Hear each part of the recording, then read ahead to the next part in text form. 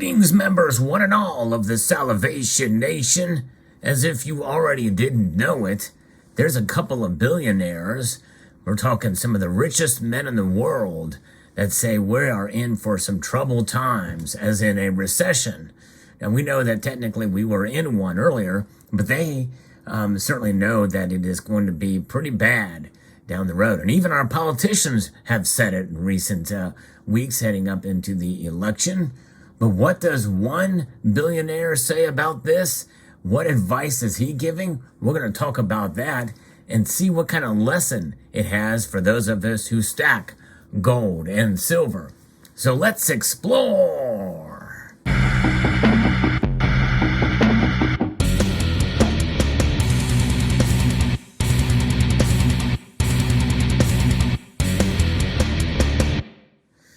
I'm going to be referencing a piece here from the Epoch Times, and I think it is some great advice that is given here by somebody whose actual business is will be directly affected by the advice that he is giving.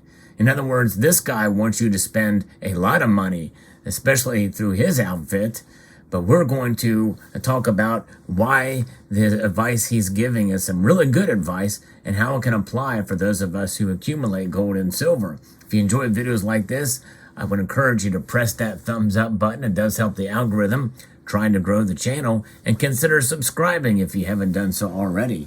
And you may have already guessed that I'm talking about Jeff Bezos and also Elon Musk. Bezos says a recession is either likely or already here. We've technically just got out of a recession, but we could very just as easily come back in and double dip hard. Amazon founder Jeff Bezos told CNN in an interview, which aired this past Sunday, that he believes the United States is either already in the grips of a recession or is likely going to be in one very soon, advising both consumers and small businesses to de-risk and hold more cash. Now, to me, one could make the interpretation of that as being one and the same by holding more cash. That's these bills here, but there's a risk in holding cash for sure. But that's the advice that I would give as well, and I have consistently on this channel. But we'll talk about that here in a moment. The probabilities say if we're not in a recession right now, we're likely to be in one very soon, Bezos said in the interview, which came just days after fellow tech mogul Elon Musk warned of a serious recession that would last 1 or 2 years.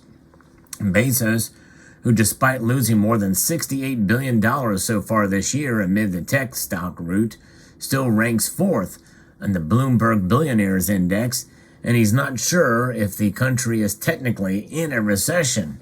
Well, I can tell you it was not too long ago, and many people feel that the latest GDP numbers really aren't reflective of where we are.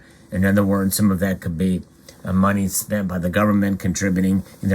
Government does like to spend money, and they've just approved spending a whole lot more of your money.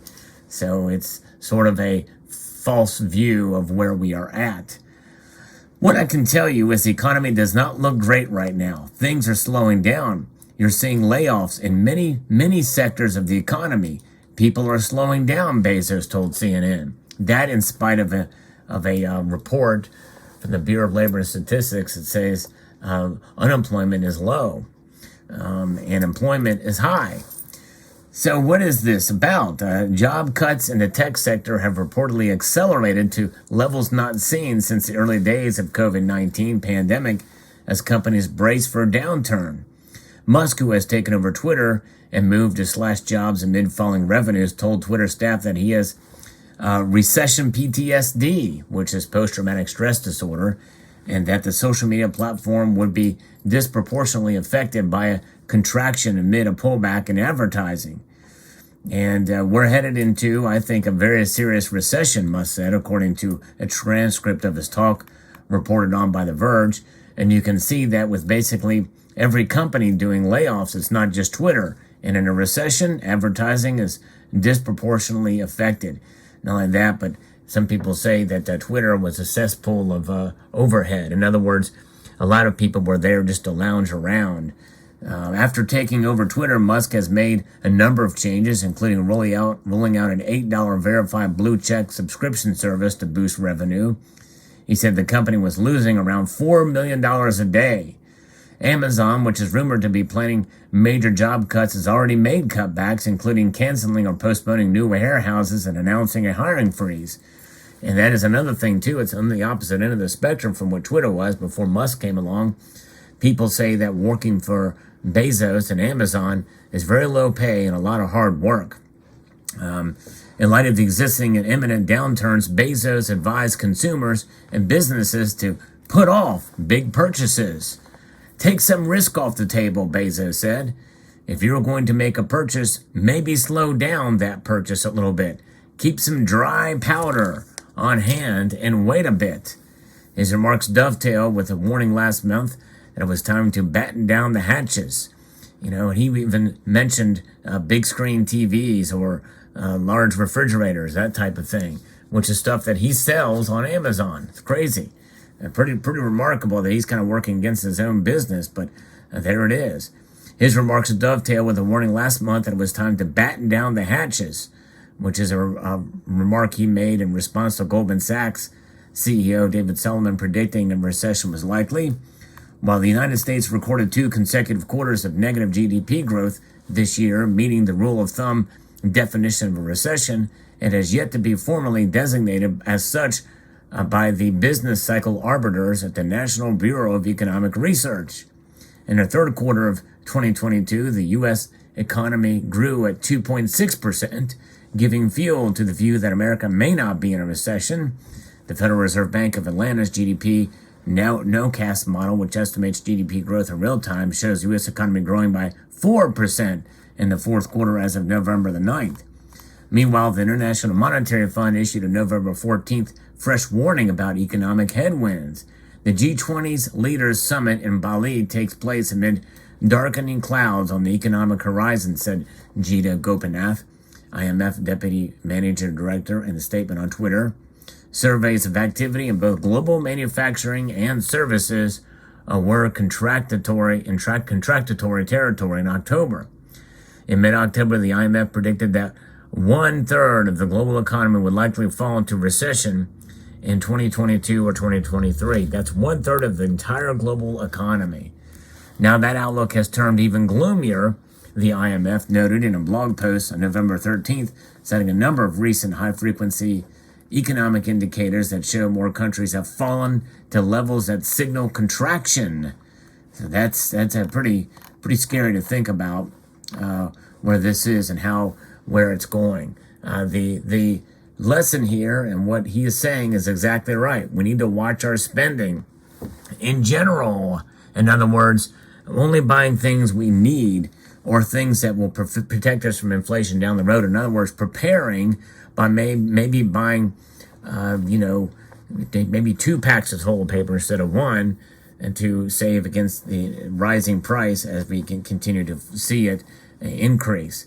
And so that is where we are at. We're spending less on the big TVs, on the big stuff that are considered luxury items, tech items, that type of thing.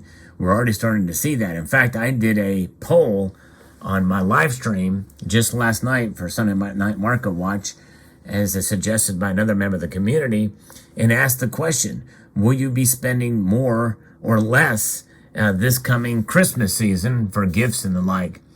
Over 80% said they would do less. So it's already starting to happen, folks. Things are turning around. And we did see, even Joe Biden himself said that if Republicans get elected, they're going to crash the economy, quote, unquote. Crash the economy. In other words, he's predicting that it's going to happen. Of course, now there may be a slim majority in the House for Republicans, but not in the Senate.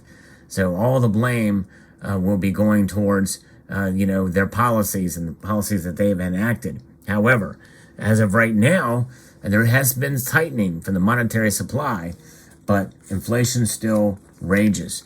So what is the lesson here for those of us who stack gold and silver? Because so far we've not talked about that at all here. What does this mean to de-risk? Well, for many of us, we interpret that as de-risking by buying assets that do preserve value over the course of a long period of time. And that is gold and that is silver. Now, obviously, these are probably the worst representations to buy right now to preserve your wealth because of the insane premiums on both of these products. But they're just here because Jeff Bezos is a United States citizen.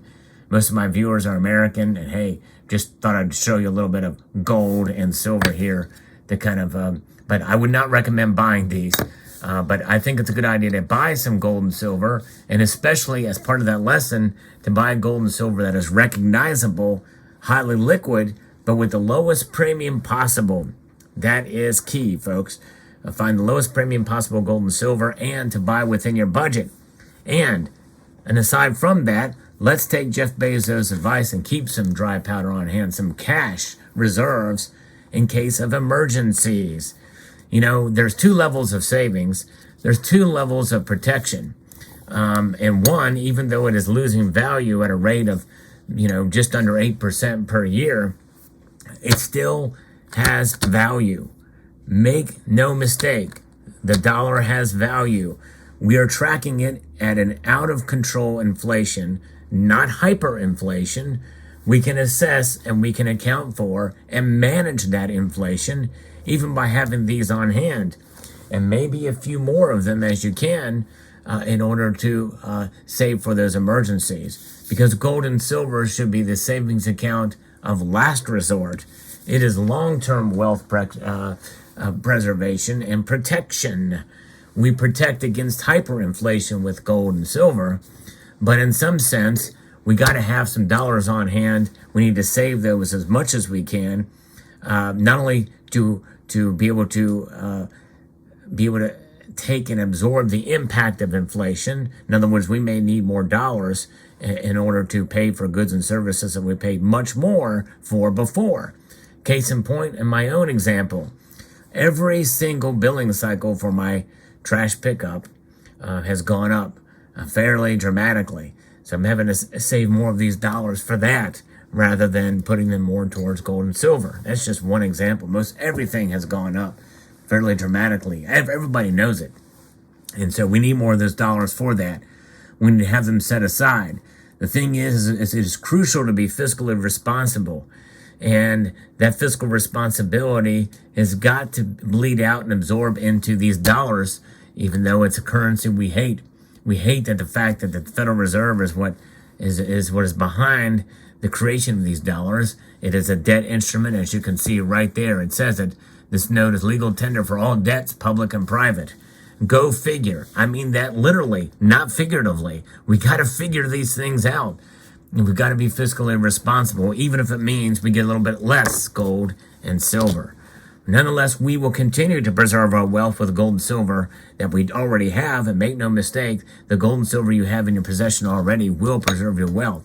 But we've got to keep in mind, we've got to be fiscally responsible because we cannot operate out of fear, at least the fear of missing out, because you're really not missing out if you already have some gold and silver. And if you're just getting started with buying gold and silver and have not bought any yet, because I'm seeing a lot of new stackers coming into the fray, be very cautious with how you spend your money.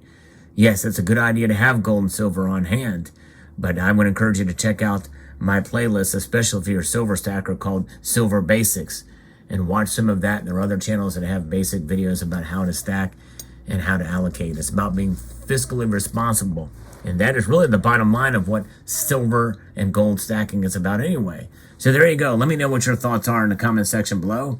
We'd like to extend a multitude of gratitude to you all for taking the time to watch, and to encourage you to please rate, share, comment, and subscribe.